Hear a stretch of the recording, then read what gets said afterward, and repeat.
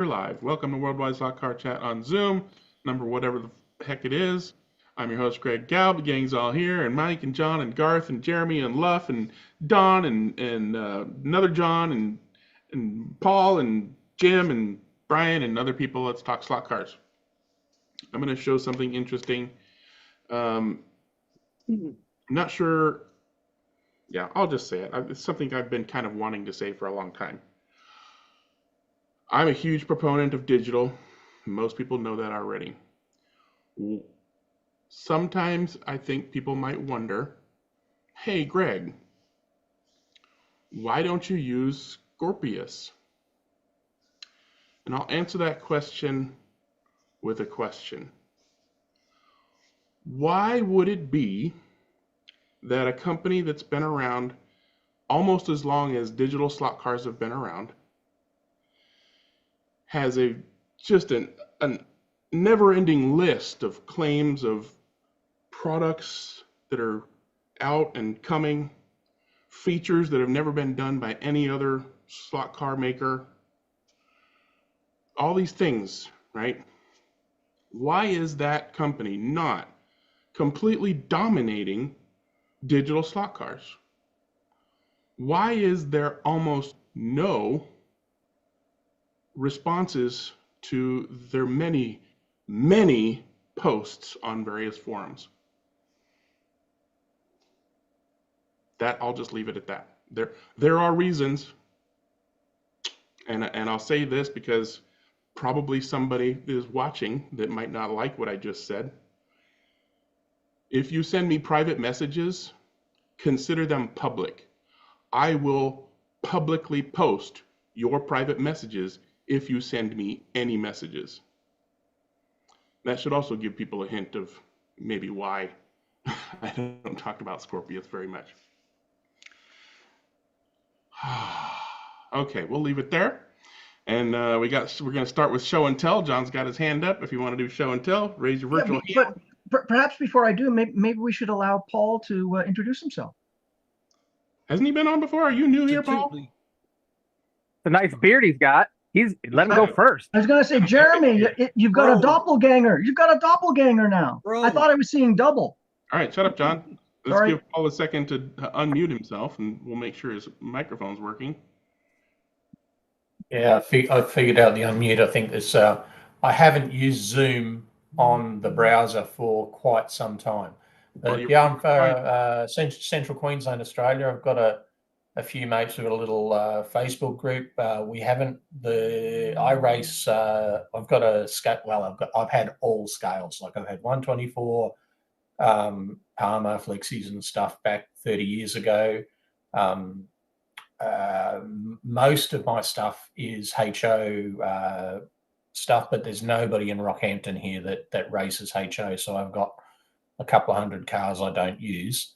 But I've got a few guys here who race Scalextrics Digital, and I've just gone to a 6-car power base about a year ago, I guess, and we haven't been racing much over the last couple of months because the guy who's got the main track is in hospital with a stroke at the moment, recovering. So that's been a bit sad for us. I've got a good sized track, but not enough space to have 6 or 7 guys come around and race. So yeah, we're just waiting for our mate to get out of hospital, and we'll get back into racing Sunday afternoons. I'm really keen to understand more about how Scalextrics Digital works, because I've got a good handful of 4-car power bases that I'd like to make more use of. And yeah, so that's where I'm at. Sunny Central Queensland. It's Thursday morning here, and yeah, and I'm at work, stealing a bit of work's time. Nice. Well, welcome to your first participation, and hope you come back more.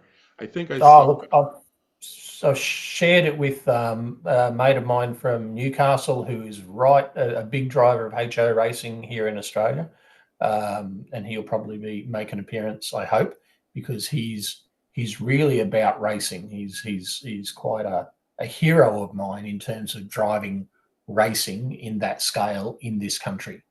He's I mean, there's a good contingent in southeast Queensland. There's a couple of 3 or 4 different clubs running down there.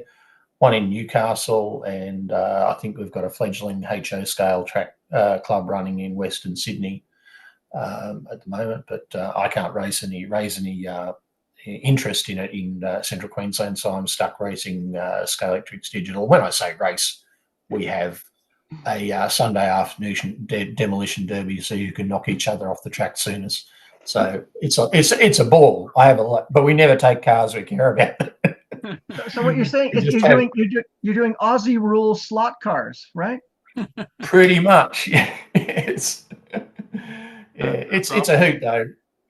That's often what it devolves into if the people don't really care about it. They just. I mean, they are just toys. Yeah, as long as you're having fun. However, and we're having fun with them.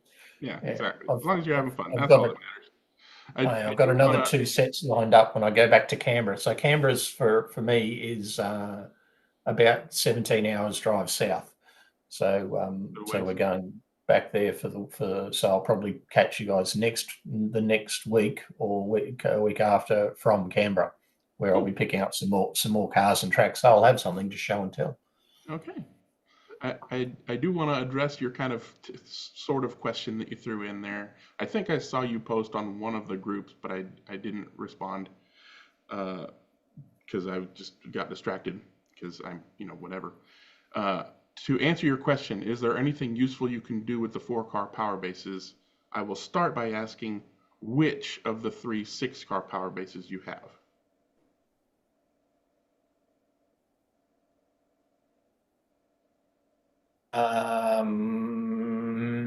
I've 70-40, 70-42, I think. Okay. The APB, as they call it, with the LCD tower display. Separate tower. Yeah. Okay. So then the answer is no, not really. You can use them as a spare car ID thing over there and a sand your tires over there, but otherwise. I think maybe a highly skilled person such as Colin, aka Rico Rocket on Slot Forum, and Dr. C can remove the very, very sensitive component from the board that sometimes fails and makes controllers not work. So if you ever have a controller port go out, someone like that might be able to rescue the component from a 4-car power base to then put onto the 6-car. I'm quite happy to hack the controller out and install an EEPROM into it that load a program into. Then that 4-car base is garbage. Take the electronics off and use it as a half straight. It's the housing it's the housing and the track that I think I can use that bit, drill holes in it and whatever. Yeah. But I'm quite happy to homebrew some other solution to make it work. Go for it. I want to see it. Yeah, well, it'll require some time. But the 6 cars working, and I've had no more than 3 people at my house racing, so it works just fine. Yeah. And I'm not really interested in pit lanes and stuff like that. I'm just happy trying to do the fastest lap I can around the track. And stick as many magnets in there as the motor will cope with. It's still the best power base on the market for Scalextric Digital. Alrighty, let's move on. Thank you for attending. Hope you come again. And John had his hand up first. Go ahead, John. Oh, thank you. And Paul, thank you for visiting us from the future. So cool. I actually, it's a little chilly here, but it's fun. So I took a little road trip. I keep talking about our local hobby store. So I thought I asked their permission if I could show you folks just a small section of their slot car area. And this is where they have their, I guess, the newer Scalextrics. Now, Scalextrics right now are like about $90 a piece, believe it or not, here in Canada. Yeah, it's ridiculous. The other cool bit is that this store also gets people who are culling their collections, and that's what this area is for. So they're unused new cars that are discounted. There's some very used cars that are discounted. It's very, very cool. But let me continue here. There, I thought I'd take a quick shot of the newer Scalextrics stuff. And for the Scalextrics, the range is pretty good. But here's where, when collections come in, like these Carrera 124 cars are tough to get, and if you wanted one, you could pick it up at a discounted price. Cool. They're the two, I guess, streamliners that they have. Ooh, Sorry. those are nice. Oh yeah, they are cool. They are cool. In the 124th. And there's probably the largest Scalextric box in the entire world. Oh, here we go. So again, do you remember that Alpha that I picked up? Well, hey, I think it's sort of like when someone buys one, they just stick another one where the old one was. You must have a box of them. And then again, some 124th scale Carreras here, and then there's a whole collection of lightly and not used Scalextrics and Auto Art and Carreras came in. That's what these guys are. But the prices. Let me zoom in. So, for example, you remember this was this Alpha. I think I picked it up for like $20. That's what they are. Like the. Oh, here you can see that's $24 for the Jag. So it's really kind of cool. And it's a great range of prices. Is that an MR slot car, Jaguar? No, that's a Scalextrics actually. Oh, okay. Yeah, so it's actually the correct scale. 220. So yeah, the 220. That's right. Yeah. And again, they even have some used fly cars. And again, a used fly, they're still a wee bit pricey, but not bad. John, for reference, what's the cost of a new slotted car if the Scalextric are 90? You know what? He doesn't really stock a lot of slotteds Okay. here. Yeah, I think Ernie has a lot of slotteds. So Panther's sort of a counterpoint to Ernie when it comes to that kind of stock. And then here's the Carrera digital wall.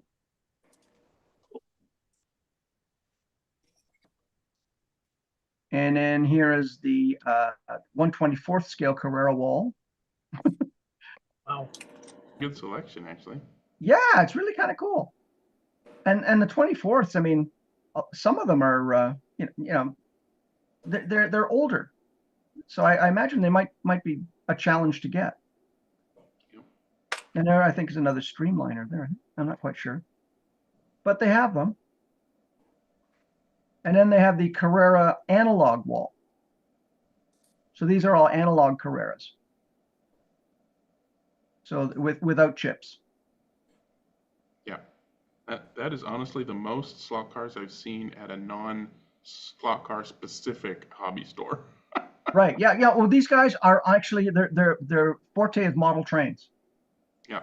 So I don't know if you've seen the episode where I did about the scenery. That's their back room, which is just nothing but. It's a work of art. It really is. It's fantastic. And then they have they also have these bargain bins, where you can get bits and pieces. So if you want to oh, and this is the Carrera Go wall. So this is all Carrera Go if you're into 143rd. And then if you're into HO, they have a cabinet full of HO stuff. I didn't even realize. Oh, by the way, there's my daughter's product. That's all she's got left. Just some motors and a few things. It's been selling really, really well. But yeah, so these are kind of cool. I didn't realize they had a snake and mongoose. That's kind of cool. And then there's more HO over here. And believe it or not, spare parts. Look at that. Wow. However, I bought a car. Auto art. I could not resist this. It's an Auto Art. Exactly. Yeah. What a gorgeous car. It's beautiful. Oh. And so I thought I'd put a couple of figures beside it because it's to scale. Wait, the detail on this thing is unreal. Yep. I mean, oh my gosh, like from all angles, it looks really, really good. However, as a slot car, well, it leaves a wee bit to be desired, Every especially since, well, you'll love this, Greg. When you put it on the track, it's the guide blade is in the slot. Mhm. The front wheels don't touch Yeah. because of the springiness. It's got like this spring-loaded thing. I actually happen to have that specific auto art car because it's an Autobot, so I bought it for that reason. Oh, Otherwise, I avoid auto art cars like the plague. They're just not. They are shelf queens through and through. absolutely. What? Yeah, it's just, like the real Countach, you couldn't back up, and this one can't go forward. It's awesome. Uh, Equally but useless. yeah, exactly. Well, but the detail. I mean, but look at how much that front wheel is off the track, and that's the way it sits. But they're Like beautiful. it goes around the track, but I mean, geez. Now here's the other thing though. The detail on the inside. I'm going to try and zoom in here. They actually did the piping for all the seats. See the red piping? Yep. They tampo printed the red piping on the seats and the door my. panels. Yeah. So And then somebody then on Facebook is wondering if that hobby shop has a website. Sorry, not Facebook. yes, it's pantherhobbies dot. It's either .ca or .com. I'll find it and I'll put it in the notes for you. But Okay. yes, they do. They absolutely do, and they do ship. Absolutely. Now I don't know if you can see this very well, but these louvers are actually open. Like you see, there's a lead wire there. You see the lead wire? Mhm. It's open, like a real car. Just lovely work. And the lights work. The rear lights work, and the front lights work on the bottom of the valence. I don't remember if I opening that one up, but they often use light piping for their lights. Oh, okay. I'll have to check. I'll have to open it up because I mean this is an episode in the making. I mean to basically turn I want to call it a sow's ear. I would call it I don't know, a supermodel's handbag into a usable slot car. I was gonna say it's like a Prada or a Gucci, product. The actual quality is crap, but it looks really, really good. Really good. Yeah. I mean, yeah, I mean, welcome to my athletic career. That's exactly what. Oh, Now, typically Italian. yeah. Now here, I just thought I'd show a picture of the underside, and this has never been run, as you can see. I mean, Oh yeah, those are the great. magnet's actually corroding, believe it or not. Yeah. This has more play than a ping pong table. I mean, it's unreal. What's really funny is that there's so much slop in the rear axle, and the front axle barely rotates. It's a real push me, pull me, or push me, pull you.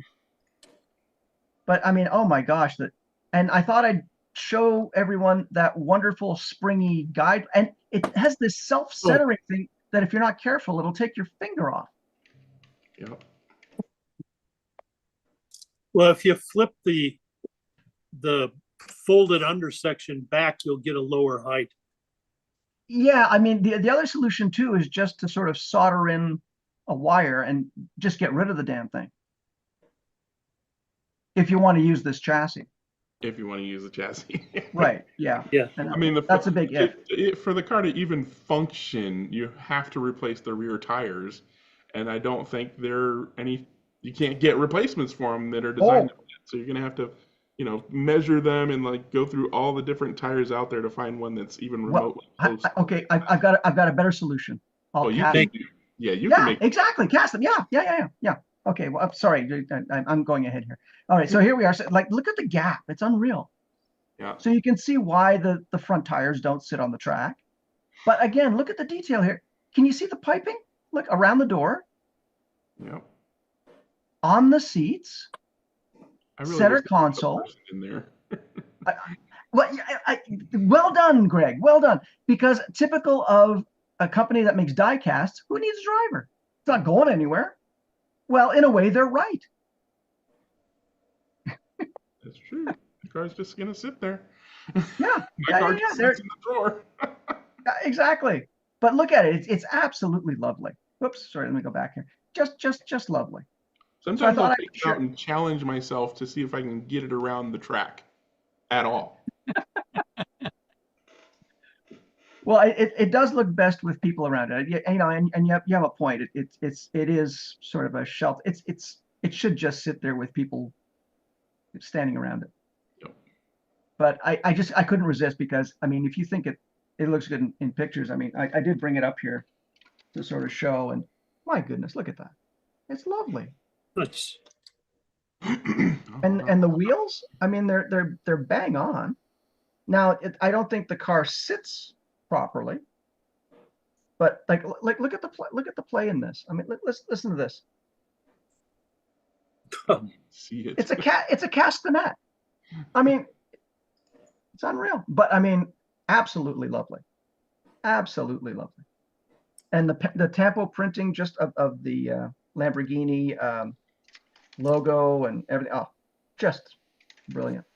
So we will hopefully bring this, and I have a Mura as well that maybe we could do like an auto art Lamborghini resurrection. And that's it. So I just thought I would show that to everybody.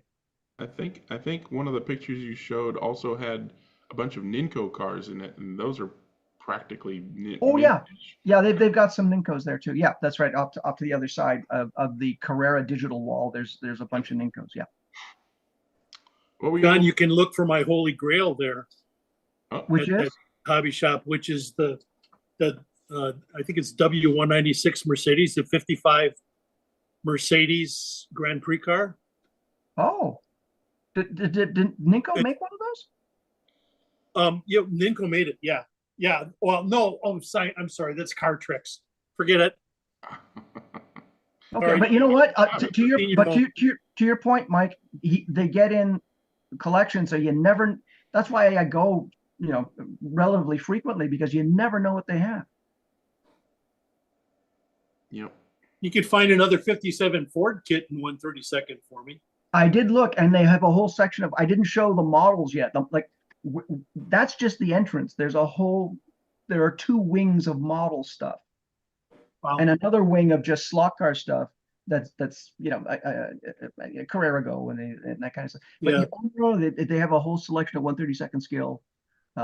Do they list the stuff online, or is it just in house? You know, it's funny. I don't go online, but you know what? I don't know. I'm sorry. Okay. Yeah, but I'll have my eye out for you. Don't worry. Yeah. But you know, I may have to charge you real money though, not Canadian. I can handle that. Cool. All right, Mr. Weber was holding something up. What were you trying to show off there? Yeah, it was a auto art Mura Ah, that I got secondhand from Cincy Slots some time ago. Now why?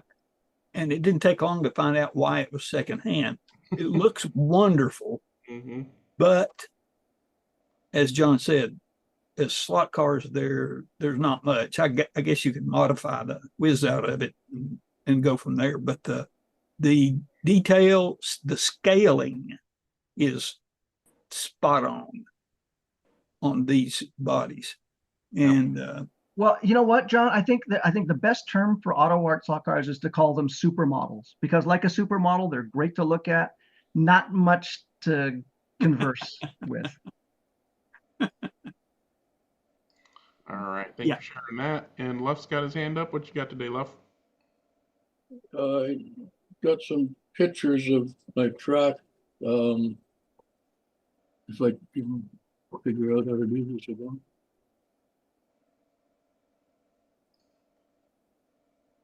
Yeah, that's the old truck. I guess a year ago.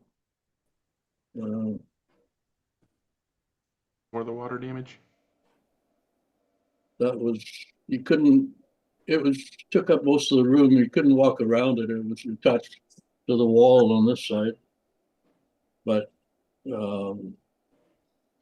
this is where the water came from in the ceiling. Mhm. And it was right above the truck.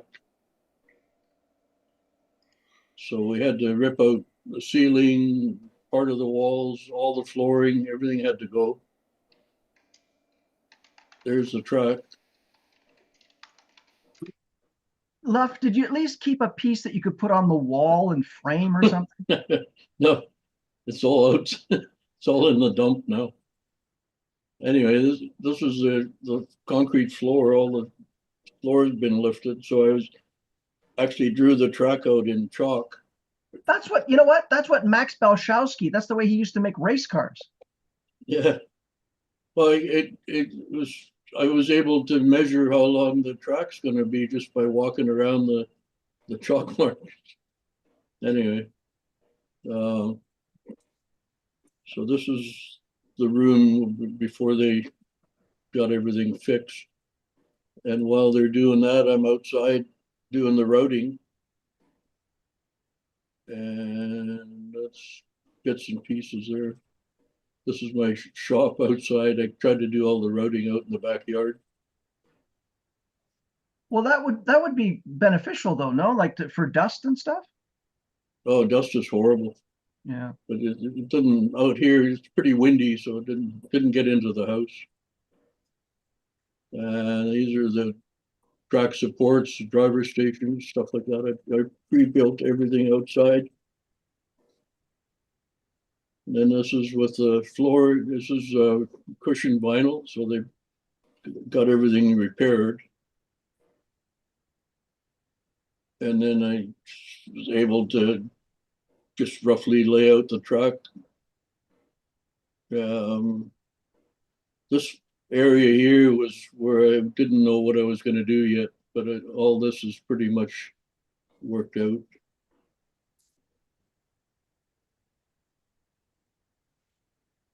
And what I've been doing, I used to cut the wood around the curve. I used to cut it all, make it round and all kinds of crap. It just makes it hard to put fences up. So lately I've just been doing 45-degree corners. That's a great idea. It saves a lot of time.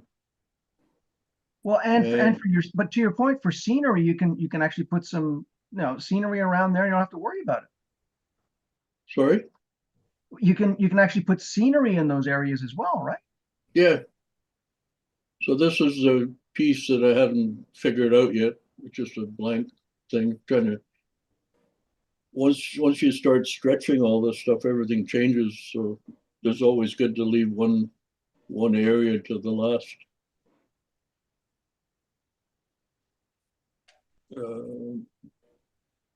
Everything's just sitting on cardboard boxes and blocks and stuff, trying to figure it out. How long does it take for you to get the elevations and the twisting to take from the wood? How long do you keep them there? Oh, a day or two. It's 3/8 MDF, so it's pretty flexible. That's why I like to use boxes and stuff just to experiment, see how much I can stretch it. I love the elevation. That just makes it look a little more interesting, I think. Doesn't affect the driving. Yeah, this is where it got permanent. I started filling in nail holes and stuff like that. This is where all the buildings are going to be, and every track I've built, I kept the same buildings, so I always got to make room for that. But that's one reason I like elevations, is because I want the buildings, but I don't want them blocking the view.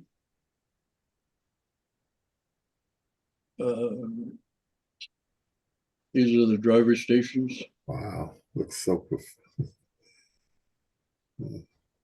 Yeah, you can see the village in there.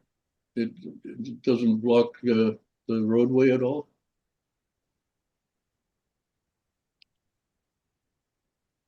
And then this, I paint just white, fairly rough, just around where I want the edge of the roadway.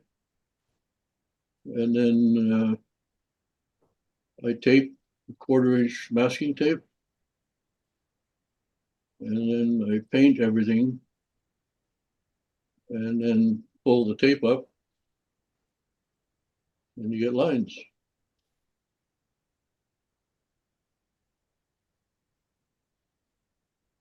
So every driver station has its own power supply. We've standardized all our controllers. We use household plugs, 3-prong plugs. So you can't screw up. You can't mix up wires or, you know. And this is the bracket racing, adjusted the switch to adjust your dial-in time.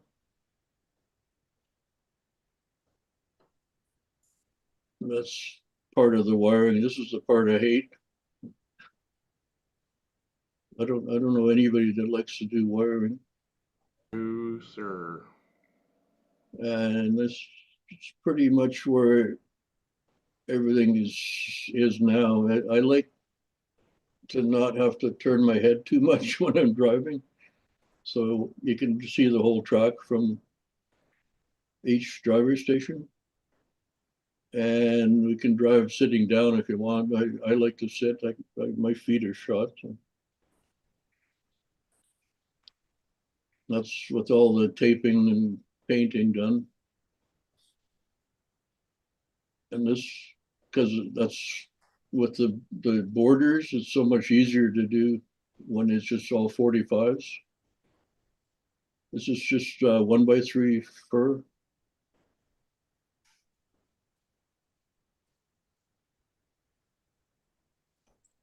And then you start to fill in all the holes. This is all aluminum fly screen.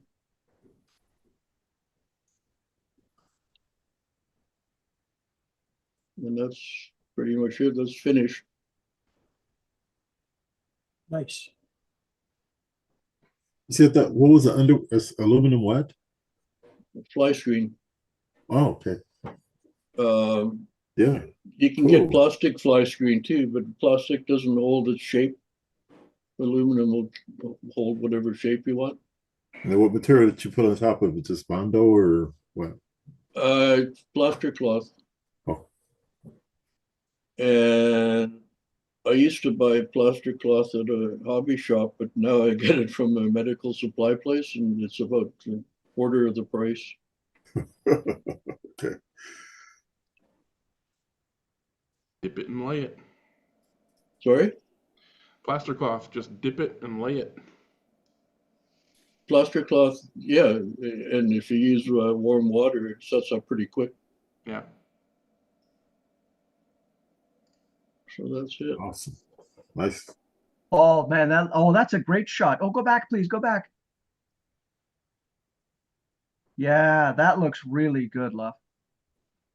Yeah, I got to do some more pictures like that because the guy, this is guy that built these models is actually Brian Redmond.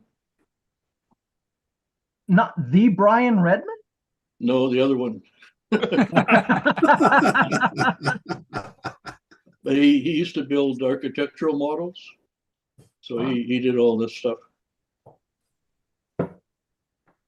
It's funny my pit babes. And then I'm in the hot rod club and the vintage car club. So I invited a bunch of guys over to have a look.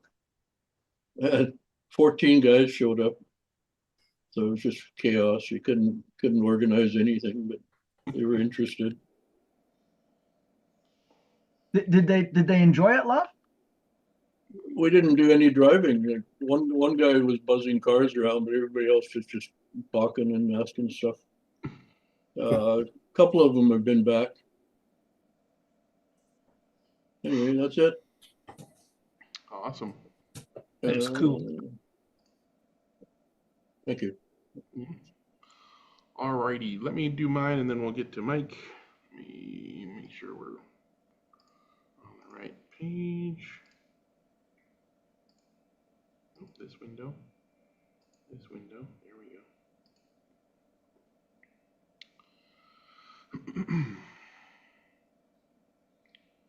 go. All right, you should be seeing what looks like a GNS tire grinder with a bunch of add-ons. This is the GSV tire grinder by Daniel Viviani, one of Eddie Shorer's friends down in Mexico, Yeah. who took the original models that I designed and the hardware kit that Eddie bought for him that I shipped to him several months ago. And when he started looking at the model designs, he's like, I've got some ideas. And boy, howdy, did he go to town on some of the ideas. Obviously, there's some minor changes to the geometry. People who are familiar with it can recognize some of the differences, but functionally, it's the same. You know, it's got the spindle and the knob and the spring and all that jazz. But obviously, he added this screen and other stuff. So this is a prototype rendering, but he put a splash screen on there for Eddie, saying because Eddie he thought it would be funny. Eddie waited a long time for this. Sorry, what is the screen for, Greg? Sorry. That's what I'm getting to. Oh, I'm sorry. Okay, sorry. So I'll put a link to the video where he goes in a lot of detail on what the screen is for. But basically, I'll point out some of the obvious things. So there's a screen, and these are buttons for controlling the menu system. I don't have a picture of the menu system, but in the video, you can see everything. And basically, it has options for calibrating the distance of the wheels to the grinder, which is why there's this stuff over here on the side. He's got a magnet and a Hall effect sensor that can determine what distance the wheels are from the grinder. You use this green device with wheels on it to set the 0 point, basically, or the known distance using this calibration thing. And then it goes off of that, and you can program different offsets. So if you want, like, I think this one is like 16.5 or something millimeters. And so you can program it to tell you when your tires are at 17 millimeters or 18 millimeters or less than, you can basically say this many millimeters difference is what I want to achieve. And as you move the axle closer and further away from the grinder, the number on the screen changes. It says this is where you're at, right? And it just in real time, as you push the lever down, it changes and stuff. Another cool feature he has is you run the motor with no load, so just the spinning, right? No grinding, and then calibrate the load. And so you tell that basically that's the no load amount of power draw, right? And then when you start using the machine, it has a bar that goes across the top of the little screen that goes from maybe green and then yellow and then red. So as you're applying more force, this bar is getting longer and turning more red, so that you can tell whether or not you're applying too much pressure. And he did a bunch of other little things, like he's got this little spot here for the calibration tool. He's got a little 1.5 millimeter hex tool holder here for the set screws for the split pulleys. He's got a couple of 3D printed 3 millimeter bushings that snap into the holder. He's got a whole new cover that snaps on and has a little clasp capture thing. See if I have another picture. I think that's it. Yeah. It's very impressive. Currently, as far as I know, he's planning to share all of the model information, so people out there who want to build a GSV versus a GNS tire grinder can print that instead. The tricky bit is all the electronics involved in doing that version with the screen and everything. I'm gonna try to help him agree with me that he should go ahead and share, buy this little screen thingamajigger, buy this switch, buy this, the hardware, you know, and people can go Yeah. buy them, and then he basically shares the firmware for his device, however that works, and then people can do their own. He's not interested in manufacturing numbers of these to sell, right? So if and he kind of talks about this in the video that I'll share the link to that he and Eddie took. Basically, if he does anything for customers, it would probably be just the electronics bit and the firmware programming and you know, magnet calibration kind of thing, or teach people how to do that. I don't know, but he's not going to be building a bunch of these machines to sell them, which he has my permission absolutely to do. If he wants to go make tens of dollars by building those machines for people other than Eddie, go for it, dude. Have at it. But that's currently not in his plans. But as I said, in the future, you'll be able to go download the models and probably, you know, other necessary bits and pieces and programming things and make your own. Because there are people out there that will do that, just not me or him. Daniel's a great guy. He's in our Far Out Club, and I was briefed on that quite a while back, and so it's kind of nice to see it because it's all been under wraps. So it's nice to see that he's gotten to the point that it's out. Yeah, and seeing those images of that machine really gets the gears going in my head. Of course, they're made of Hershey's chocolate, so it doesn't matter.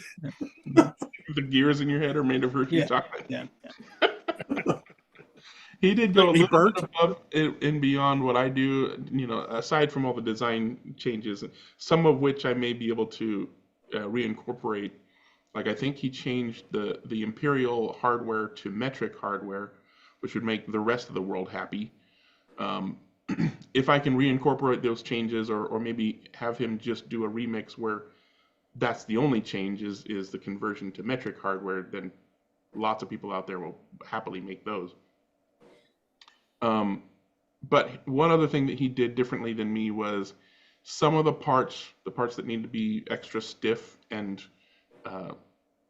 not prone to warping if they're sat in a hot car on the dash in you know, summer in New Mexico.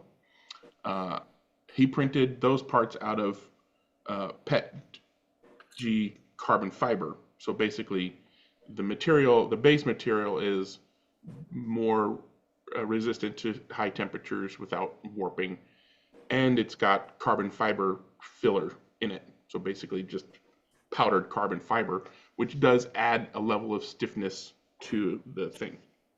So he did that for part of his print.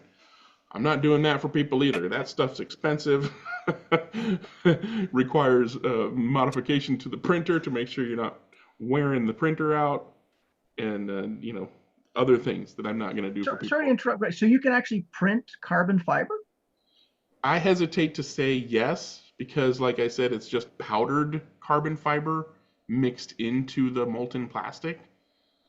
Technically, yes, there's carbon fiber fibers in there, but In there. they're So minuscule. the strands are there, but it's the plastic that still gets, I guess, melted.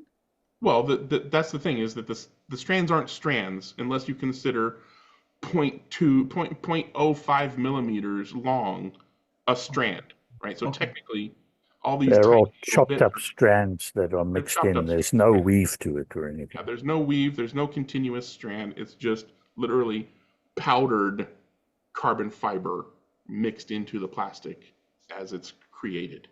So like I said, it adds a small level of stiffness to the end product, but most of the work in his case is being done by the PETG for those parts. Carbon fiber is adding to that. Like I said, it takes it takes more to do that. Jeremy, you were holding something up. Are you printing carbon fiber filled stuff these days? Yeah, the white one is just PLA, and then that greenish one is carbon fiber PETG. Mhm. But I like the PETG with carbon fiber just because it prints really smooth. I mean, it prints as well as PLA, which for PETG with me, it's always a little stringy and it's not quite as good. But now I think it's actually better once they put that little carbon in there. It just changed the entire properties of it, and it Yeah, stiffened for it up, sure. like you said. Yeah, and Prusa It's did real. some updates to the XL printer that I have for the enclosure. They converted some parts to polycarbonate carbon fiber, so PCCF.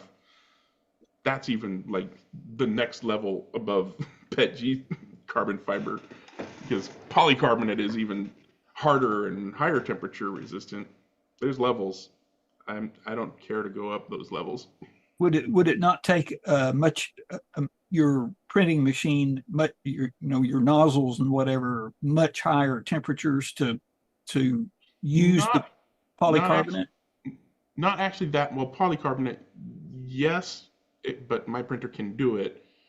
The main issue with anything infused with abrasive materials such as carbon fibers is that the nozzle has to be hardened steel or some other kind of wear resistant material. There's lots of companies out there trying to be the next best nozzle, but the typical nozzle is brass, which has a really good heat conduction Transfer. Yeah. So I prefer just using good old fashioned brass. But if I had to print that stuff, I could get the appropriate nozzle, swap it out, and do it.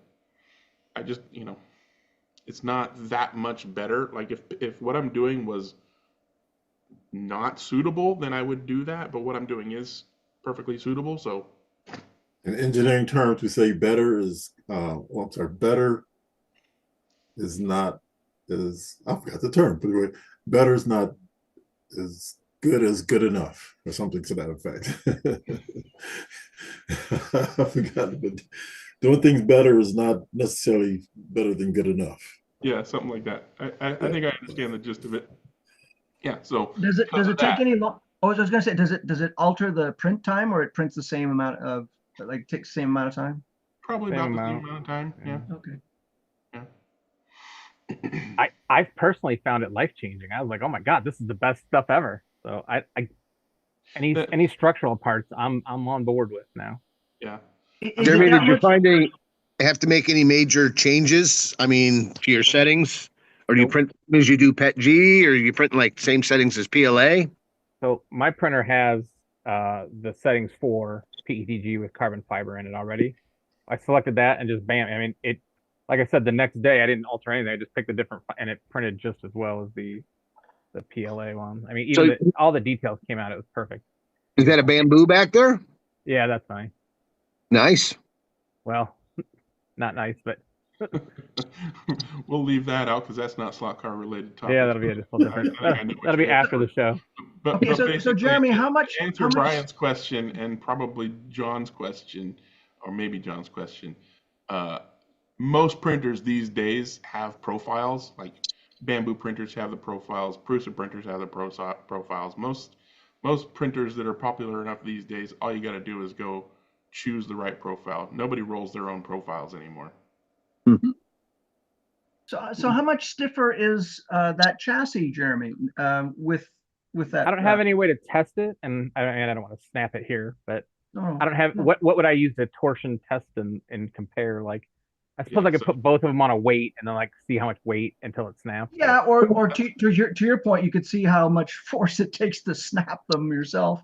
But Yeah. you Seat don't of the pants, Jeremy. Just seat of the pants. What do you say? Well, there are guys Trained online that do monkey. all this testing already, so you can look at theirs. So one of the reasons that I have not invested in gone down that road that Jeremy has is that I watch the guys that he was just talking about. CNC Kitchen, Made with Layers. There's numerous 3D printing YouTubers that do that stuff for us so that we know, right? What the real differences are. They print things at different temperatures, at different speeds, different materials, all this stuff. They have contraptions where they pull prints apart to break them, swing a hammer at them to break them, all these things to, hang stuff, heavy weights from them to find out what their breaking point is, all these different tests to find out what the failure point is, what the failure mechanism is, et cetera, et cetera, et cetera, between different ways of printing the thing that they're testing and different materials and all that. And when it comes down to it, the extra stiffness that you get from carbon fiber filled stuff, for me, is not worth the extra cost and trouble of doing it. I'm not going to deny that the prints are fantastic. They look great. They're definitely stiff. PETG probably has a bigger difference between no carbon fiber and with carbon fiber, because PETG is more flexible than PLA, for example. The same print in PETG is way more flexible than in PLA. And so toss some carbon fiber in there and it'll get more stiff. Well, what I was thinking about was, even when you resin print a body, which looks pretty good, if you want to add like extra stiffness to it, would you consider using this material for a body? Resin is a whole different thing than what we're doing. Yeah, no, but I mean the carbon fiber filament, you're saying it gives a better print than you would normally expect? So But would it be Sorry, go you're ahead. still getting layer lines and everything. It's still going to look like a regular print. It's not going to be smooth like a resin printer. Oh, okay. Sorry, my mistake. Sorry. It might be stronger. It might be more resilient to impact, but it's still going to look like a filament print with the layers and all stuff like Jeremy said. Yeah. Now, there are people out there who experiment with putting fillers into resin, but the problem is that those fillers settle down to the bottom, of the vat and don't stay mixed in the resin very well. So you have to have a special kind of printer that keeps mixing the resin in there. So it's got like an agitator or something, right? Yeah. Some of the newer ones, the whole print vat lowers down, tilts down like that, and that kind of mixes stuff a little bit and also helps it peel away faster and more efficiently. But I know I see what you're saying about resin though, because even with the casting that I do, there are different types of resin. So you can get something like I keep talking about the wheels. I use something called Task 2, and when it's cast under 60 psi, it's basically the same tensile strength and density of aluminum. Yeah. Yeah. Lots of different types of materials out there for all the different types of printing. Zoom in, zoom in. That looks good. Who's that? Oh, is that Brian? No, No, that's my Oh, that's Garth. my table. What's going on? Okay, Garth. Yeah, Garth's Freaking me shirt. out here. I can see the whiskers. Yeah. I thought I've been hacked. All right. Good clean prints, that's for sure. I like the color. Maybe he'll unmute and tell us what he thinks about the stiffness of those prints. I haven't shipped him one yet. Oh, he's looking curiously through Oh, photos. you slot car tease. That was the sound of someone drooling. Yeah, he's gonna shut out his laptop. Yeah, just in case you're talking, Garth, you're muted, so we can't hear anything that you said. But no, he was just showing that. Okay, we've talked enough about 3D printing nonsense. Let's get to Mike. What you got, Mike? Actually, the only tell, I was going to talk a little bit about PC Lap Counter, which is probably the most counterintuitive race management system I have ever encountered. But I did get it working for SSD, and the only thing I can say about it is look at the options, because everything is under the options in there, and to turn it on, you have to activate the interface. It doesn't automatically go by itself. So it looks okay from the standpoint of usage. I like the screen and stuff like that.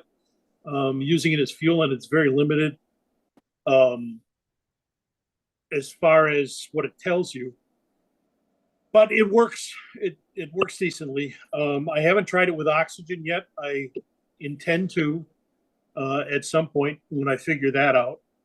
But we'll see if it solves my problem with the runaway cars, which this past week we did not have. Go figure. I won't say it's fixed. No, it's not. You were still using RCS 64, not PC Lab Counter, or? Yeah, I'm still. This past week I used RCS 64. Yeah. Because I couldn't figure out PC Lap Counter to save my soul. But yesterday I spent some big time on it. I tell you, these if the guys would write a manual with just the instructions on how to set it up, it would take a half a page, no time at all. Click But here, click there. it's a typical thing with computer developers. They know how to do it, so it's simple. Yeah. For us idiots like me, it's not. But I'm getting there. We'll Took me a see while. how it goes. And I don't know if anybody else's PC lap counter that they've used. I'm going to put it out there on the forums, I think, to see if I can get people to give me some insight as to how it works a little bit better. The one thing I think is not as good is the damage setup is basically if you fall off the track, they give you a stop and go penalty. That's a pretty extreme problem for people that are, that just come off a couple times, and especially if you're a new guy. So probably for this next week, I'm going to leave that part of it, the penalties off. But I wish there were different penalties that you could assess. If a 10-second penalty or something like that. However, it does have a delay before it activates the track call. So, so far, the only other thing I've had a problem with is I'll often hit a track call when I'm doing the pits because it doesn't, I'm not pressing the buttons right or something goes on. It looks like at this point, when I tried it last night, that the only way to activate fuel is to press both buttons at once. And when you get into the pit, you can't just hold the buttons down, but you got to get it just right so it doesn't give you a track call. Because then you hold both buttons down to get rid of the track call, and then you don't know if it's working or not. So I have to refine that process a little bit and figure it out. If anybody watching this knows how to do it, let me know, because I'm interested, to say the least. So, but there's been progress, so that's a good thing. Yeah. That's all I got for that. We'll wait till racing and I'll talk about that. All right, Dennis, did you have a show and tell that you wanted to do? Yes, I do. Let me just change over my camera to the other camera, which is this one. I've been building this week. We have a big retro race going on down here in Southern California this weekend. Starts tomorrow, goes through Sunday. A whole bunch of different classes, one of which is for angle winder cars with coupe bodies. So I decided at the last minute to build a car. And I haven't built, believe it or not, I haven't built any brass frames since December of 2023. I built absolutely zero brass frames last year. And this year I've built 3 already, 2 for some of the guys who are racing this weekend. And based on how they ran, I decided to build this one for myself. So that's what's been going on here. It's, as you can see, it's an angle winder. It has 2 rails on each side of 0.055 piano wire. The body mounting system is a little different in that these big brass pans on the left and right here are not connected to the body. They're only mounted on the chassis. The body is mounted along the outer edge along these pieces of piano wire there. So the body movement the weight that's controlling the body is very light. So I'm hoping that the body movement will be very, very smooth and easy. And then the extra weight will bear on the chassis alone, so that I get a little bit of a decoupling between the chassis and the body. We'll see how it works. I've done this kind of what I call a rattle pan before. They just have a little bit of side to side, a little bit of forward and aft, and a couple of thousandths, like 7 or 8 thousandths of up and down movement in them. So that's what I've been up to. And other than that, Did nothing you- much. Did you save all the tricks for your design versus the other two guys? No, it's just that having built the first two and then tested one of them with the customer, and tuning it, I realized that maybe I could build one that was a little different, that it's slightly different in concept. This one has a lot less weight just in front of the rear wheels and just behind the front wheels than the others. On the other ones, about where that little tube, that little angle tube is, there were two pieces of brass extending either side from the rails out to the edge of the body, and then the body mounts in front of that. And the rattle pans in the middle here were actually hung onto the pin tubes that hold the body. So their weight was directed onto the body, and that I've changed on this chassis. So we'll see how it works. I don't know yet. I'll only get to try it tomorrow, or maybe even Friday. This is 124 scale. Now, what material is the body made out of? It's a vacuum formed Lexan body. It's The Lola T70, or sort of a Lola T70. Yeah. They 124 scale slot car bodies are not the most perfectly scaled things ever. Yeah. They always have somewhat extended noses, and they're always a little flatter than you would think a real car might be. But it's not bad. Most people, when they look at it, say, "Oh, yeah, that could be a Lola." But that's what that is. Yeah. Okay. But that's me for now. All right, anybody got any questions? Okay. Thanks, Dennis. Moving on. You're gonna have to help me out, dude. I'm terrible with names, and Snowgy just is not. Craig. Craig. All right, your turn. Okay. Last week I showed you a car, a scratch build for the 50/50. I finished the body. Oh yeah. Nice. Mm-hmm. Very nice. I don't know if you ever heard of a gravity paint. Yeah. This is the second car I painted with it, and it has the nicest finish of any clear I've ever seen. Very nice. There you can kind of see the interior. Yeah. But I'm really impressed with the stuff. It's pre-mixed for airbrushes, and the clear is a three parts clear, one part activator, and one part reducer. That's clear you mix, but the paint you don't. And boy, does it come out nice. Looked really good. And I used Paddles Place decals, and the clear, I had 3 coats of clear on it. Over about 30 minutes, I put it on and never hurt the decals at all.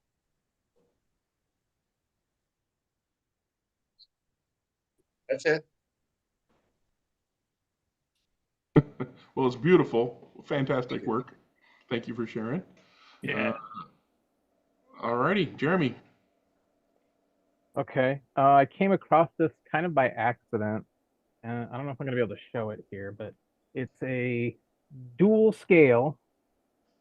I can't see if it's work. You can't see that. Anyway, it's a dual scale for kitchen use, which was kind of funny because it's got, you can tear this side for grams to 0. You can tear this side for grams to 0.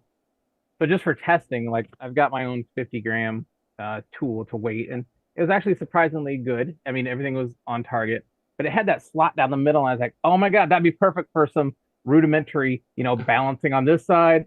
Maybe I'll come up with a little jig so you can test left and forward back weight, because right now it would just be guide and rear tires.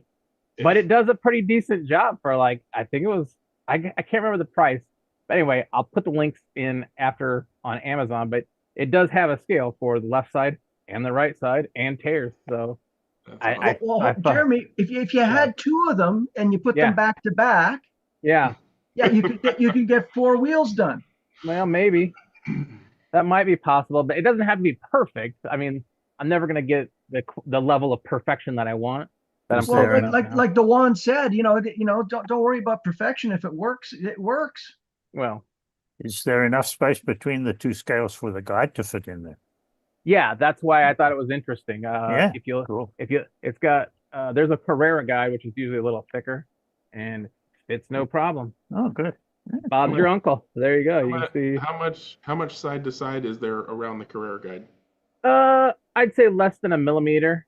I mean, probably half a millimeter this way and half a millimeter that way. I can get Oh, actual measurement here for sure. So if you put a completely flat piece of wood or a piece of something that doesn't bend on there, and then you put your 50-gram weight right above the split between the two, do the Okay. two scales measure exactly the same? I have not tested that, but what you're Ah. saying is put like a piece of something here in the middle, Yep, and then put the 50 on here and see if I Yep. get 25, 25. yep. I'll get you the results in a little bit. I know a guy. Because that will tell you whether those two surfaces are flat or Level, collinear yeah. or coplanar enough to do what you're trying to do. Well, that's why I said it's never going to be accurate enough to do what I actually want to do because I just don't have the equipment and technical ability to do it. But if it gets me close enough, I can do, 60-40 weight. I can add weight. I can move weight around. Mhm, It's sure. going to get me close, but it's just Yeah. not going to get me perfect. The Where did you enemy of source the it from? adequate, Amazon, or I won't say the company. Anyway, there's a Yeah. company that is a jungle related company that I don't want to give them free advertisement. Okay. I'll put the links in the show. okay. And the saying is, better is the enemy of good enough. That There was you go. If it's good enough, you don't need to keep working on it. All right. All right, thank you for that, and thank you, Jeremy. And it looks like we're ready for Club Corner. If you got some past, present, or future racing you want to talk about, now's your uncle. I did a little bit of work on my Revo slot. We're running Revo slot GT1s. Most everybody is running the Toyota because, duh. I didn't want to run a Toyota. I didn't want to paint a Toyota white kit, so I'm running my F40.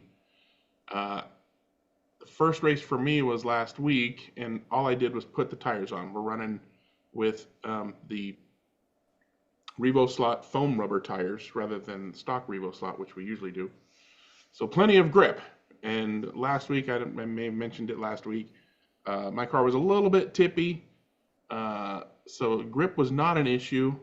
So I decided basically Monday morning before the racing to go ahead and coat the front tires with the super glue because we're allowed to help kind of make sure that the rear tires are the only things that matter, and then put a little bit of weight right on the tail end. So basically right behind the motor, on a little bit of chassis behind the motor, I put about 6 grams of lead, which, as we all know, because we've learned from experts like Dennis and Chris, accentuates the pendulum effect, helps the car slide a little bit more.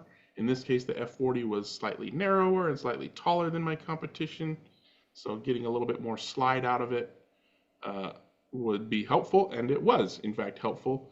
What I don't know is how much helpful it is on plastic track, which is what we raced on last week, but what we raced on this Monday was Russ's big wood track, but I was able to hold on pretty close to most of the Toyota drivers, including the top driver, who was, of course, running a Toyota. So I'm pretty happy with that. I basically got the results that I wanted. The Scale Auto, Revo slot foam rubber tires responded well to the Nivea hand cream that we use for Scale Auto foam rubber tires, and the grip stayed pretty consistent throughout the night. I was not complaining at the end of the night. Oh my God, I wish I had more grip. So I call that a win. Generally, it was a good night.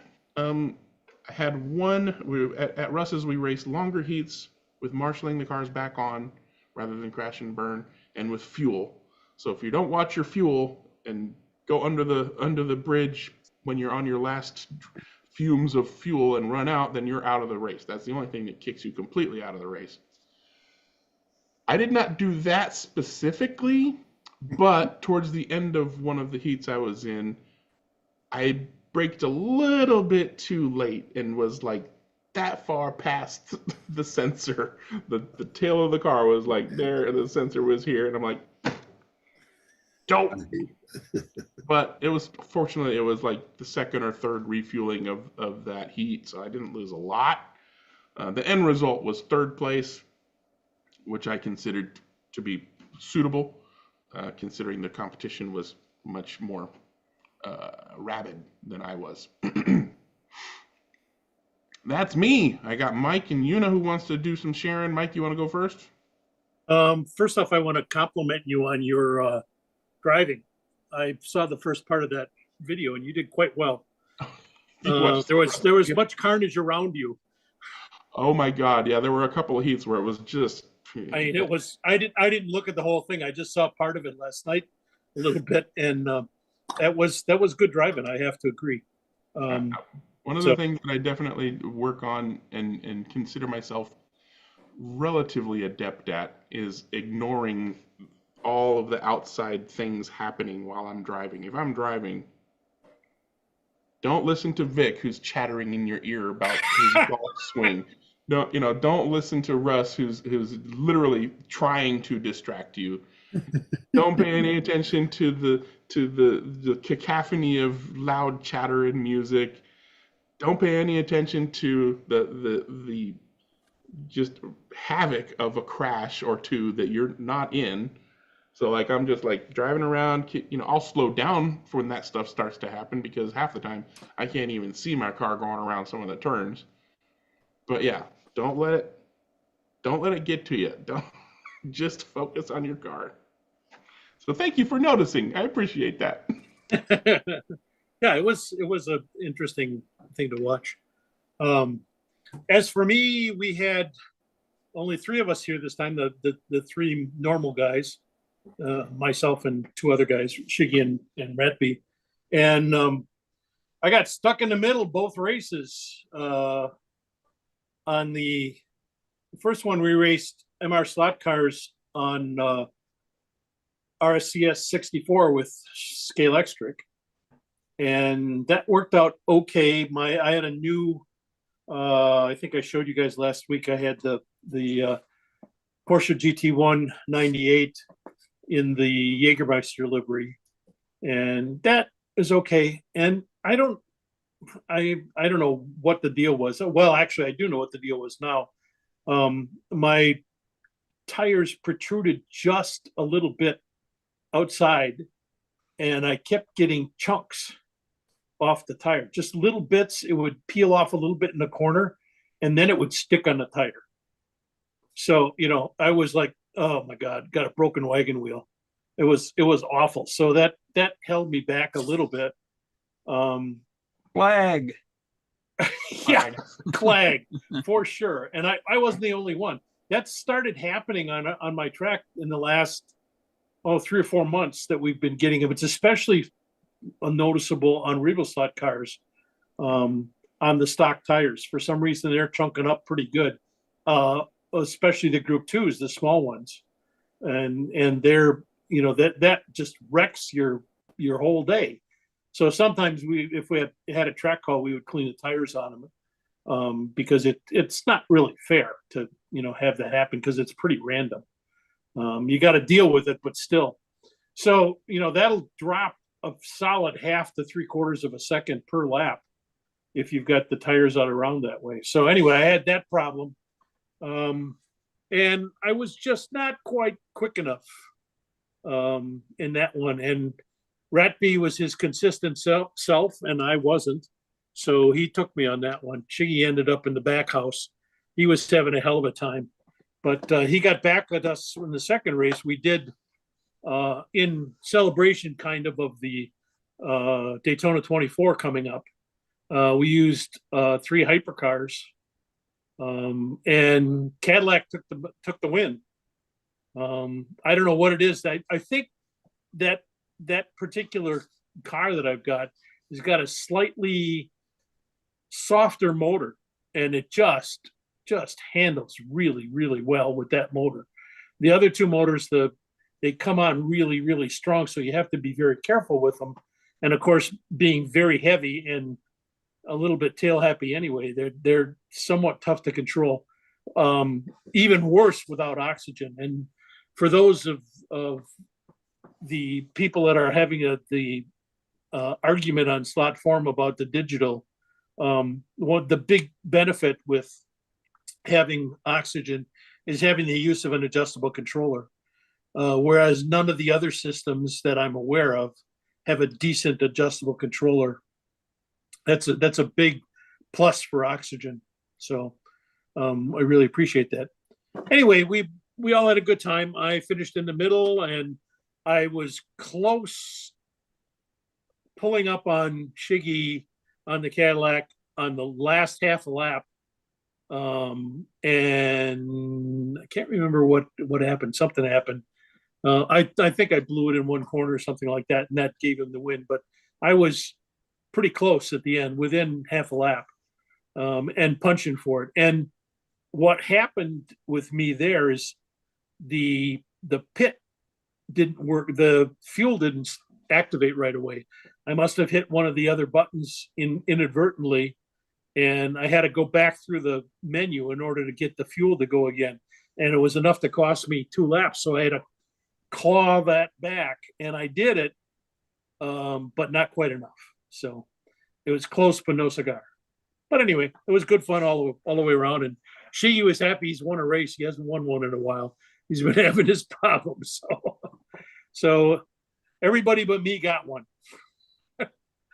Well, So stuck it's in the middle. it's more fun to lose by an inch than win by a mile. Oh, it was tough though. I just like, God, I can get him. I can get him. Oh, I can't.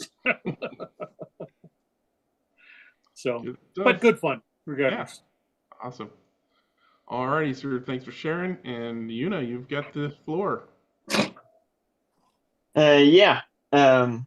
So I'm sort of filling in for Wayne right now. He's usually the one talking about our racing ventures, but So you're not going to the Suzuki? yeah, I am. But Okay. he's going to bed early to, I think, start driving tomorrow. I'm not. So I'm here right now.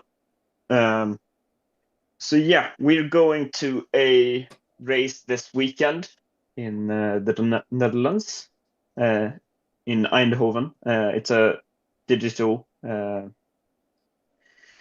race.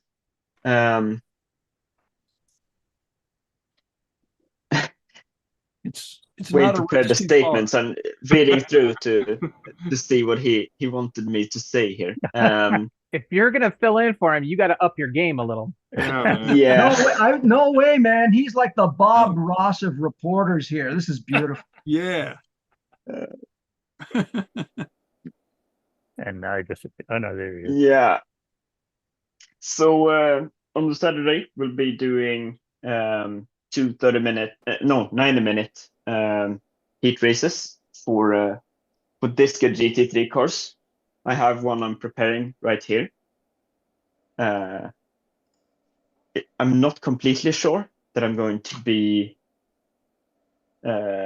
racing this one, depending on how it runs. But I'm preparing it. I've been rebuilding it right now. I think Wayne is bringing a car for because I'm racing with I am not racing with Wayne and Gio. They are in a team along with Gary Skip, who is the founder of Disca, the organization that hosts this race. And I am in a team with two Dutch teammates. So yeah, I think Wayne is bringing a car for the GT3. I think Gio has 2. So we'll see if my car is the better for my team, and whatever they choose to run for their race. On the Sunday, there is a know if this is relevant. I mean, but yeah, on the whether it's Sunday, relevant or on not, the Sunday, Wayne would have said it. So Well, Sorry? I appreciate the fact that you're editing what he would say. I think I was that's gonna pretty say, good. if it was Wayne, he'd have said it, whether it's relevant or not. yeah. No, but we're running a 6-hour endurance on the Sunday, and also for wet cars. So Geo has prepared a. Let's see if I can get pictures of that one. He has prepared a Scale Auto Cadillac with the new personal best in the amount of lights he's been able to fit into it, I think. Um, I Is got that the the one? pictures. You Is want me that to the one share you the shared pictures? to our group? I got yeah, I'm just trying to pull up the pictures. Here, I Yeah. got you. I got you. He shared it on his personal Facebook earlier today. Oh yeah. So that's just that's not even all of it. Let's go this way. Okay, cool. Wheel and caddy. That's what I wanted to show. Oh my God. Oh, that's really cool. Wow. That's Is- very cool. That's Geo for you. Oh, boy. What did he use for that? Do you know, Una? He actually sent me a link to where he gets those, because they're thin but 2-3 millimeters long LEDs. They're like smaller than grain right? They're like they're like surface mount LED size. Yeah, I mean, I don't know if you can tell, I have 4 of them in the headlight right here. Yeah. Oh yeah. So I think I spent the whole of Monday just doing the headlights. Jeez. That's cool. Tedious. And that's 8. He did 36. So 36 lights. Cool. Oh, man. That's insane. He spent the last 6 months working on it. He probably spent no, I think I'm just bad at this stuff. Yeah. But so they are running that car. Gio has prepared a chassis. Wayne is preparing a chassis. And then I am running an NSR McLaren 720S in the 6-hour, which I have more or less no say in what goes into that car. So I haven't been too focused on that particular part of the race right now. Who are your teammates? Would we know them? You may know Tamar Nelwan. Oh, awesome. Yeah. Well, we raced with him at the 24, along with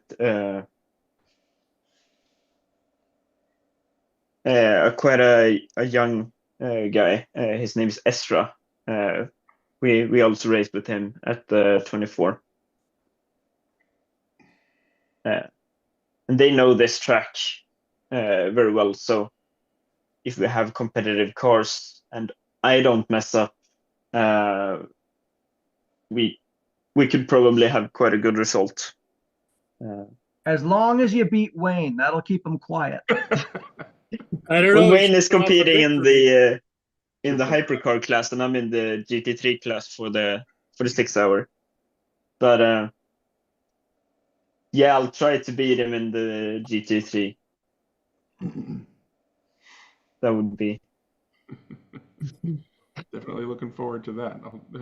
Hopefully we get lots of pictures. Now is that something that was actually live streamed, or is that? I don't think anybody from Suzuka does a live stream. Not like No. Electric Dreams, anyways. Okay. But No, they did a live stream of the 24 hours, so they might. But then again, nobody does a live stream like Electric Dreams. No, that's true. Yeah. Yeah. Yeah, so I'm sure there'll be something, and Wayne will take videos and pictures and Yeah, you'll get a whole 2 hour next week of just Wayne. do a special Yeah, episode. I hopefully may not be here. All right. Well, thank you very much, Una. And Dewan, what would you like to talk about? I was just going to make it just a quick announcement that this Saturday we'll have the first race of the year for the Far Out Slot Car Club. It'll be at Jim Weissman's Claremont Raceway, racing Formula Ones. And for the first race, and the second race will be the Sideways GT. Are those modern Formula One, Dewan? What Formula? The NSR Formula Ones, 86, 89. 89. Gotcha. Yeah. And he's scrounged up some repurposed trophies that we're going to be handing out. And I haven't touched base with him, but I'm going to see about recording the race, and might try to even do a little bit of live streaming, but I have to get his permission because it's I have to get his permission. Just remember, don't depend on your battery. Yeah, it ran out last time, so I have 3 extra 5 milliamp hour batteries, and I have the cord. So there we go. So repurposed. Oh, they probably got them from Canada. They're probably all old curling awards or something.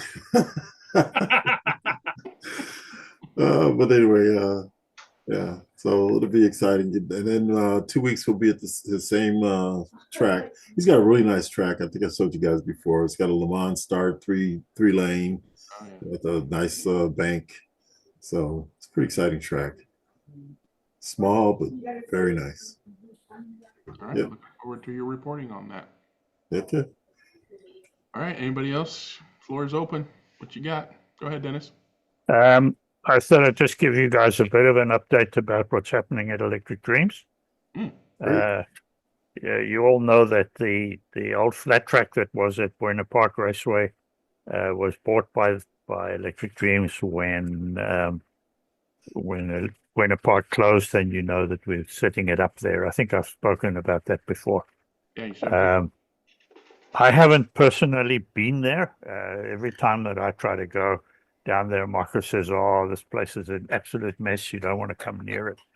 So I haven't come near it, but I do know that the work of resurfacing and rebraiding the old flat track from Electric Dreams from Buena Park is done, and Bob Scott, who did that, is now busy with the rebraiding of the Cunningham Raceway, the wood track, the 6-lane wood track that we have in the front of the store.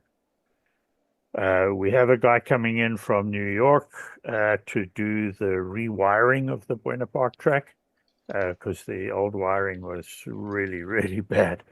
It suffered terribly from having been taken down and put back up a couple of times while it was still at Buena Park to make space for pit space for nationals and things like that.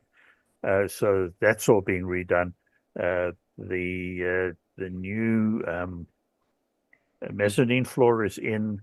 I'm not sure how far they've got so far with the construction of the storage areas and office areas and workshop areas that are going to be on that mezzanine floor. But hopefully I'll be able to get there one of these days, and then I'll be able to report back. But it seems like we're still on track for an early February opening again. And so we'll be able to report on that when it comes up. Cool. Looking forward to it. Yeah, me too. Did he say whether or not they're still on track for finishing by the end of the month? Like I said, we're still on track for an opening in early in February. Early in February. Yeah. Okay. So whether that means 1st of February or not, I'm not sure. I don't even know what day of the week the 1st of February is. I mean, technically, you got half the month. It's a Saturday. Qualify as early. If it's a Saturday, then I think the last time I heard, he said the 1st of February. If it's a Saturday, that's probably when it will be. It is a Saturday. Interesting. So we'll see. We shall see. Yeah. In fact, it's a week from Saturday, isn't it? It's coming up. Yeah. Yep. All right. What 10, you got? 10 days away. Yeah. Una, did you do a new chassis? You held up a body earlier. Did you do any fancy chassis stuff for it? Yeah, I mean, this is the updated 2-1 slot cars, Porsche 992. Mhm. And it has a brand new chassis, and we are restricted to in regards to what we can use for the GT3 races. So I'm using things I designed back in October, I think. So I forgot that. Different. Have you tested it yet, yeah, I actually tested it yesterday, and I have no reference because this is the first disc spec car I've run at the club where I race. But I was quite satisfied with how it ran. So Cool. but the motor is slow, so What experimenting on what kind of motor do you have to use? NSR 17K long cam. Yeah. Yeah. I like those motors, but yeah, they're not fast.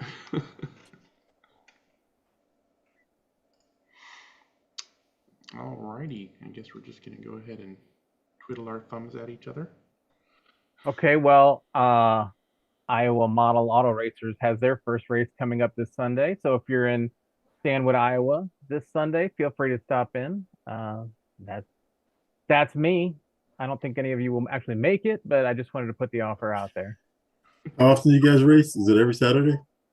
No, it's like once or twice a month. It just depends on what people's schedules are. We don't do it like the way you guys do it out at Far Out, where it's like on the calendar no matter what. It's just when somebody has availability. Like right now, the basement guys are running more events because it's warmer, Yeah. and so then in the summertime, the guys that have tracks outside will do more. But it's like 12 degrees here right now, so we're doing indoor basement racing right now. No. John's like, oh, that's fine. There's nothing wrong with that.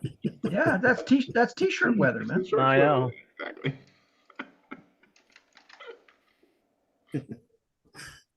Oh boy. And then he says, "Oh, you're not talking Celsius, are you?"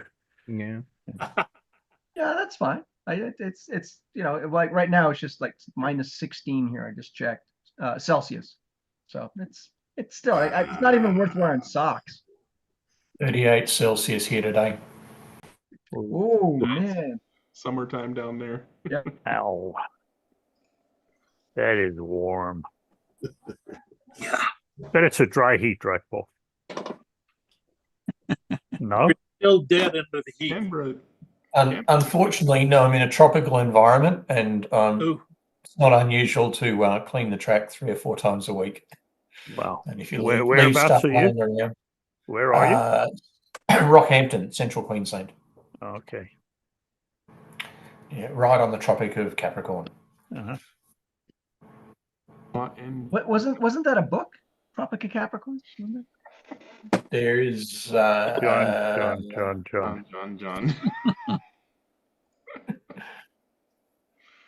He's a bad boy. Paul, don't encourage him. Yeah. Yeah, Tropical Capricorn was about, I guess, 60 miles north of where I lived in South Africa. They're very similar sort of latitude then. Yeah, but it wasn't. It was in South Africa where I lived. It was close on 6,000 feet above sea level. So it was a dry summer. You know, it was dry winters and thunderstorm summers, but no humidity to speak of. We're a couple of about 30, 40 kilometers from the coast, so It's not too bad. We do get a bit of a sea breeze sometimes, but if that sea breeze comes in and stops, or we get tropical rain, it can get quite humid. Muggy. Can imagine. Oh, cool. 38. That's not nice.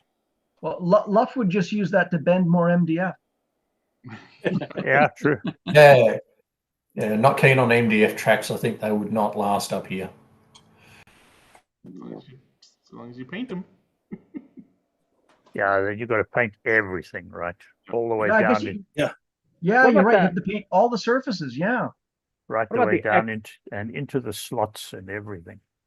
Will exterior grade MDF hold up or not? I wonder. Oh, marine grade. Yeah, they make like an exterior grade MDF, but it's like specially treated with something. Possibly. I'm guess- just happy with my plastic track at the moment. Are you generally more humid than they are down further down, like in Brisbane and other parts of that area? Actually, better. It's less humid than Brisbane, and also less humid than Cairns. But we do get humidity. I was just wondering because I have a friend in Brisbane who has an MDF track, and I don't think he's ever had any great trouble with it. Yeah, he's probably well used to painting it then.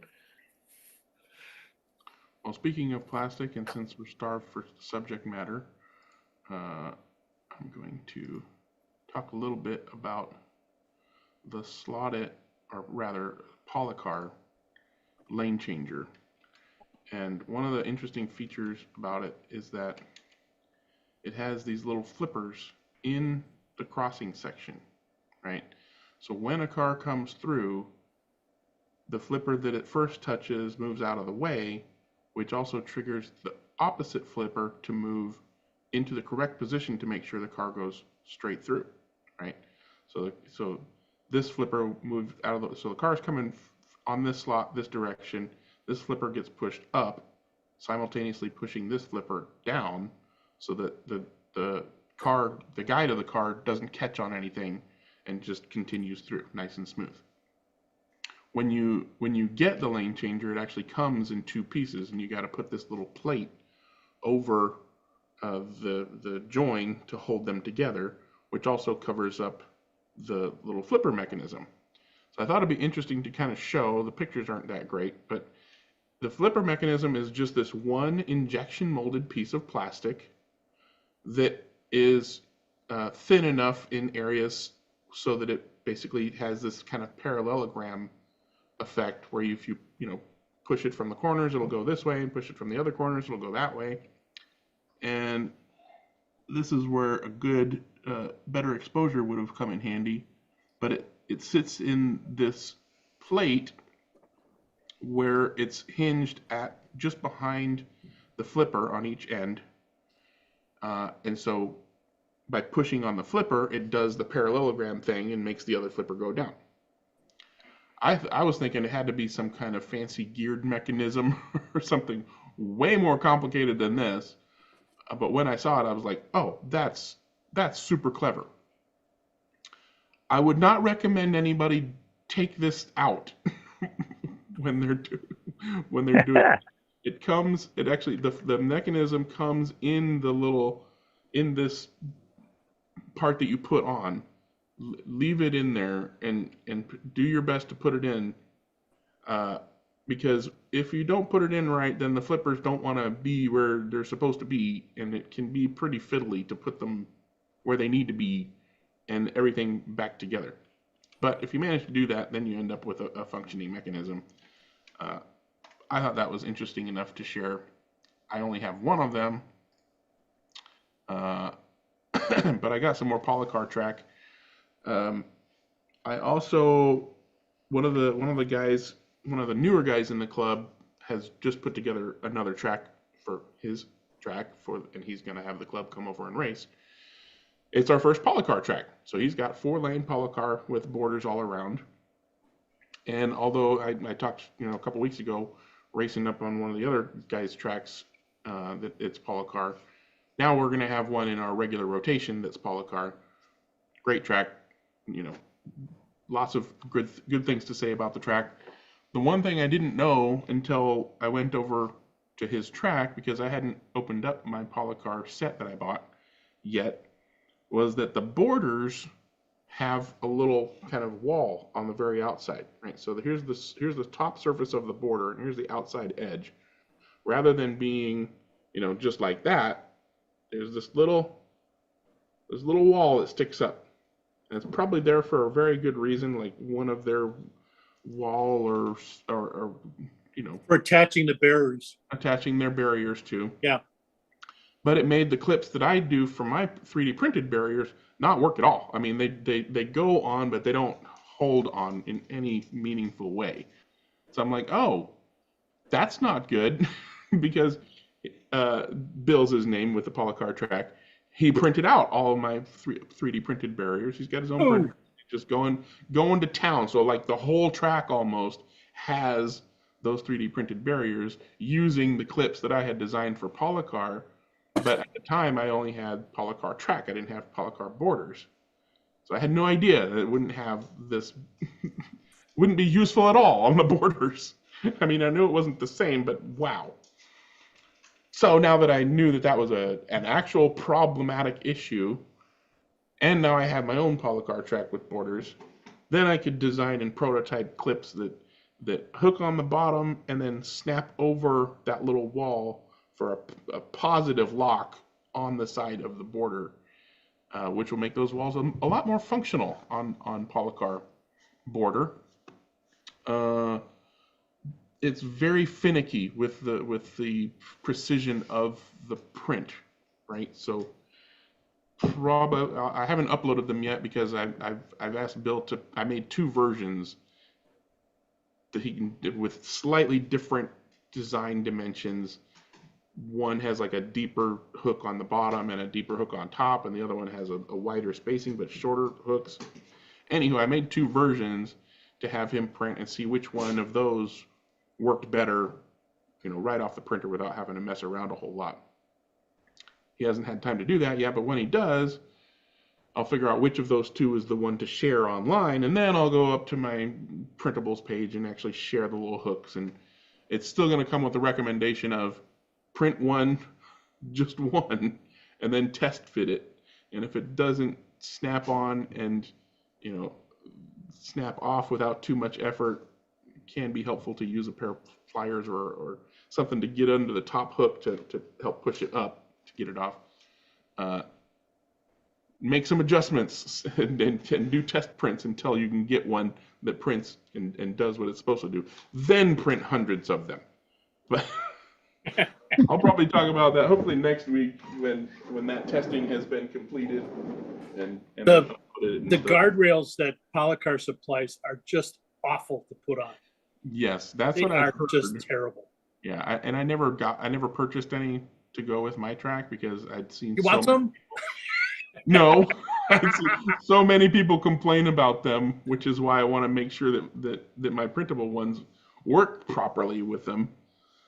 So fortunately, because of the way I designed the wall and clip system, he won't have to reprint the walls. He'll just reprint the clips. And he won't even have to do all of the clips. He only has to do like maybe 1, or 2 or 3 per wall rather than, he was putting like 5 or 6 clips in there because they weren't holding on for diddly. Don is showing his experience as well with the barriers. Oh, will you hold them up, Don? Well, once you get them on, they're there. Yeah. But it's a nightmare. And I've got it all the way around this track. Mm-hmm. And one of the nice things about their barrier system is that the ends plug together, right? So they're not separate like the Scalextric and other barriers. They do this little kind of clip together. They snap together like Ninco did. Mm-hmm. It would be better, however, if they were the correct length for some of the tracks. Yeah, and that's one of the big problems with stuff like that is you can't move where the legs are to put it where you need it and not interfere with something in like a rib under the track or the border. Yeah. Well, the thing that I thought that was really interesting is they have a border that you can use on just the track. Mm-hmm. And it slides into the track from the side. Yep. But you can't use it on the borders. Yep. Because there's no holes in the borders to slide the clips in. And I actually like the plain border better than I do this stuff, but can't use it. And they don't have a clip to use it that fits on the borders. I was gonna say, yeah, those only fit on the borders, not the track, and the other thing only fits on the track, not the borders. Yeah. And neither one of them are adjustable. You have to put them where it goes, and when you're doing that fence one that clips on, you have to hope that you can put it where you want it, and then make little adjustments if you need to. That's one of the nice things about the printed walls that I designed, is that basically the wall is a bunch of little walls that are linked so it can bend either way. And every one of the little walls has a socket for a clip to be, right? So if you can't put a clip on this one because of something in the track that prevents it from clipping on, then you just move it over one. You plug it in on that wall section. Anywho, got 10 minutes left. I mean, I can talk about 3D printed stuff till the cows come home. Or printers, or printing. Does anybody have? What are you going to do with that polycar track, Greg? Mostly testing. I mean, you know, if I'm going to be Mr. Digital Oxygen guy, I should at least have a polycar track to understand and play with and experiment with. So I actually got the lane changer before I got any other track, and I'm like, well, this is kind of silly. I should at least, you know, make an oval, right? So I can actually run a car around in circles rather than across and then pick it up and put it back and then run it across. So I'm like, okay, well, I'll buy some track. And then when I went to Alan's store to buy some track, I'm like, well, there's this nifty little set. It's got a big figure 8 worth of track, and it's got borders on it. And I'm like, yeah, well, that's the way to go. So basically, I bought the simple 2-lane figure 8 track set with borders. Where I'm gonna put it, I don't know, because it's not gonna go. It's not gonna go on top of that slot car track. So the floor probably. Yeah. Have you haven't run it yet, Greg? I have not put it together and run it yet. Nope. Okay. Mainly because I'm not gonna use the stock power track and power supply and controllers. I'm gonna design something that I can print and screw to the bottom of one of the tracks that basically just has, you know, either banana plugs or something for DC, because I'm not planning to use it as an analog track. So just gonna make my own little oxygen power base track kind of thing. Yeah, that's what I did too. Yeah. That's what I'm going to use on the second track. Yeah. Or I might do something with XLR jacks to have actual proper controller hookups rather than their cheesy toy ones. Jeremy, what were you going to say? Has anybody seen the new Scalextric Ford Mustang Shelby GT350? I'm just curious what the chassis looks like. I haven't seen any pictures of the configuration of what the chassis is. From what I read, it's supposed to be, the motor's supposed to be flat. Oh, not standing up anymore? Not, not tipped up. Yeah, I just want to know if it's flat, inline, sidewise. I haven't found anything. So I'm just hoping somebody had seen it. Take that as a no. Sorry. If I can't come here for breaking news, where can I go? Jim, where's Jim? Oh, he left. Dang it. I don't think he's gonna buy a Scalextric. Yeah, that's probably true. Yeah. There he is. He's back. He's back. Travis. Call Travis or Dave Kennedy or Harry from Home Racing World. He probably knows. Yeah. I don't think he's got one yet though. So. Are they that new? Yeah, they just came out. Yeah, I mean, all they were showing were digital renderings. I don't think they showed real production cars yet. Okay. Well, there's real ones out there now, like on the eBay he's sites that sell talking before. I think you're talking about the 65 Mustang, correct? I don't know, the blue one with the white stripe down it. Yeah, that's Yeah. a 65 Mustang, not the new Okay. GT3. Oh, 'Cause- You GT350. said it's a GT350. Yeah, it says GT350. 65, 66 Mustang body. Yep. Essentially, what they've done with the chassis, who knows? But it That was looks the better last than the Mustangs that they Thunderslot. did had that vertical motor at the back. I know, Yeah. that's why I was worried. I I- want to be the first to buy it. Only to throw it away. But you guys race that kind of car, basically, right? We still race Scalextric kind of Trans Am series stuff. So I just wanted to see. Always on the lookout. Something to beat the 70 Camaro. Yeah. Nothing will beat the 70 Camaro. Something eventually will. Underslot. Well, yeah. I have one of those. I love it. Yeah, almost, but not quite completely. Totally different class, though. Yeah, yeah. Definitely. That's why it's a different class. It would just run About Jeremy, the there's- same price. And There's the new Rambler out there, the Hornet. Jim, just stop Yeah, it. that's kind of cool. Just I thought stop. about that, but the thought of paying $60 for a Hornet, For a Hornet. Yeah. yeah, it's like, do I want to? If the That's Hornet Trans can Am. beat the 70 Camaro, that would be the greatest day of my Yeah, life. it won't. There's no way it's not wide enough. It would be the best thing to ever happen to this hobby. I would Most love of it. those, most you of could those beat them- rendered If you could beat renderings them with that a they Rambler, showed, Yeah. most of those Or- renderings they showed had this huge chin blister of a thing underneath the nose of the car, and that's where the guide slot Oh yeah. fits in. There- I mean, the shoe fits inside that thing. This is huge round thing Yeah. Which means hanging underneath there. I think it's going to be a little Yeah, it looks like Destructive. a slot car goiter, for crying out loud. I think you guys remember just how bad the old Scalextric Trans Ams are. I mean, they all have that kind of same thing. Yeah, Well, like the Not as- Mercury Cougar had that, yeah. yeah. not that Cougar, big. yeah. It just sticks out like a sore thumb on that. Yeah. I don't think the 69 Camaro and Mustang don't have those. Well, there No, were they two had versions. an actual They had guide. they had the guide that was snapback, and then they had the newer guide with the quick release. Is Yeah. the car you're talking about the same one, same model, same body and chassis they used for the John Wick car? I think so. Probably. Is John D on the YouTube says that the John Wick Mustang went back to the flat motor Sidewinder Scalextric.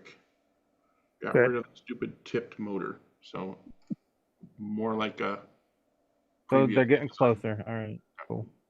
Like a real slot car. that's the Hornet. We might have a winner there. Oh no, That's that's definitely- It's sitting in a that's tub. Is that a a vertical. Yeah, it looks like the motor. motor's vertical. Yeah, down.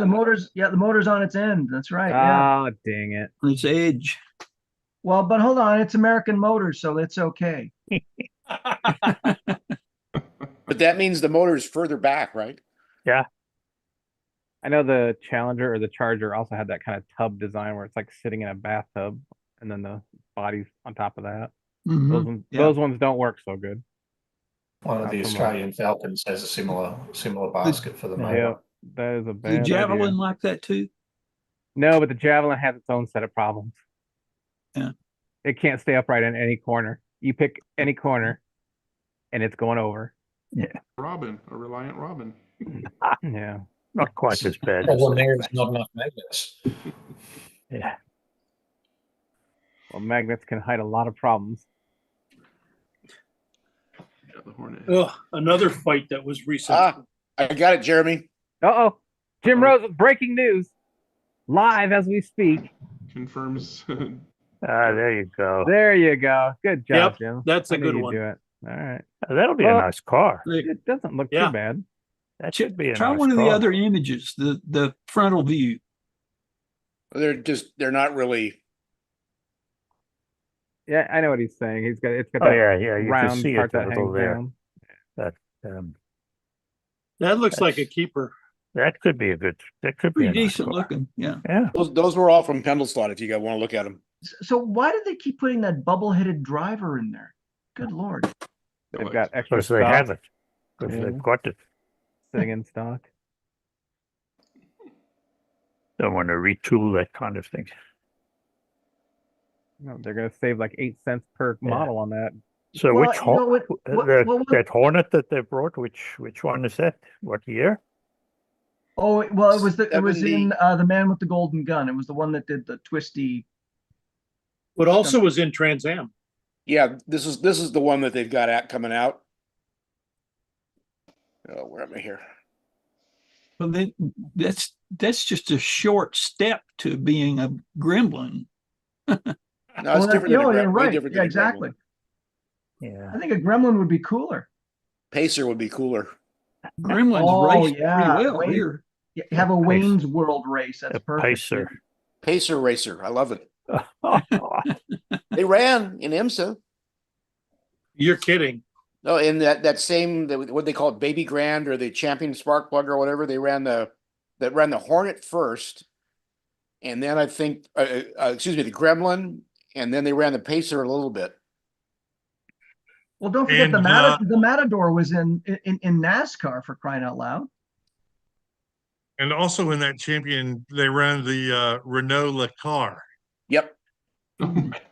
And there was another car, Renault-based car that was sold as an AMC. Was The Alliance? It was called the Reliant, Concord yeah. or Alliance or something like that. Yeah. The Alliance. It was built in Brampton. It was built here in Canada. Oh, there you go. I gotta admit, if that was out as a scale electric, I'd be racing that thing. I'd buy it. I'd buy it in a heartbeat. It looks ridiculously bad, but I would drive that thing. Yeah, you just wouldn't want one in pink with a. It just wouldn't look. That's just not right. Yeah. Side by side with the Pinto. Yeah. Years and years ago, when I was still in the consulting business, I had a PowerPoint slide that I used with a picture of a pacer on it, and a whole bunch of quotations that I found over the years. And it was to introduce something completely different. But one of the quotations that I found was something about this car just goes to show what the designers were smoking in the days that they made this car, you know. Well, the car, was originally designed for a rotary engine that they were supposed to get from GM, and they never got. Yeah. The engine wouldn't change that. Oh no! But well, actually, it did. It changed the roof because the Wankel sat so low. They actually had to redesign the front and the hood. Speaking of rotary engines, that new Scalextric lineup has a couple of RX-7s in it. Later model RX-7s. It's kind of interesting looking model. Yeah. Different. Well, the guy that designed the Pacer, his grandson works for Tesla. Somehow it doesn't surprise me. Yeah, I was gonna say, if you've ever driven a Tesla, yeah, that doesn't surprise me. He's in charge of the truck, right? We're at 2 hours. I see too many of those around our area now. It's crazy. We're at the top. We're at the top of the hour. I'm gonna hit the end stream button. Everybody wave bye for next week. Bye. Adios. Says it's over. We had a report. We had a report on the Irvine Police Department